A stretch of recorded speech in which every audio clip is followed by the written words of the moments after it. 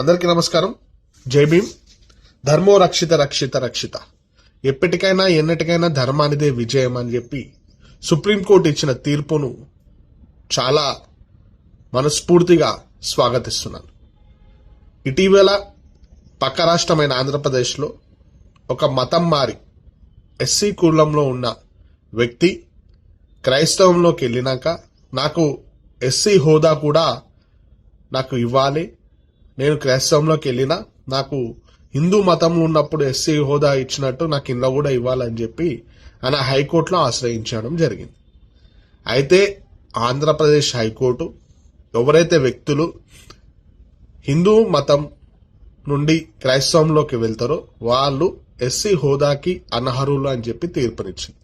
ఈ తీర్పును సవాల్ చేస్తూ సుప్రీంకోర్టుకి వెళ్ళడం జరిగింది. అయితే సుప్రీంకోర్టు ఇవాళ ఎవరైనా వ్యక్తి హిందూ మతం నుండి క్రైస్తవంలోకి వెళ్తారో, క్రైస్తవంలో కులాలు ఉండవు కాబట్టి అక్కడ ఎస్సీ హోదా ఇవ్వడం కుదరదని చెప్పి డంకా బజాయించి తీర్పు ఇవ్వడం జరిగింది.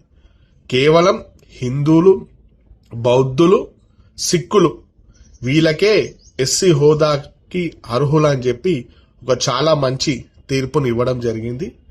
ఈ తీర్పును ఇచ్చినందుకు హృదయపూర్వకంగా ఒక ఎస్సీ బిడ్డగా దీన్ని స్వాగతిస్తూ రానున్న కాలంలో ఈ తీర్పును బేస్ చేసుకొని ఎవరైతే వ్యక్తులు క్రైస్తవంలోకి వెళ్ళినా కూడా హిందూ ఎస్సీ సర్టిఫికెట్లు పెట్టుకొని అసలైన ఎస్సీలకి దక్కాల్సిన ఫలాలను దొబ్బుతింటురో వారికి వ్యతిరేకంగా మేము పోరాటం చేస్తాం.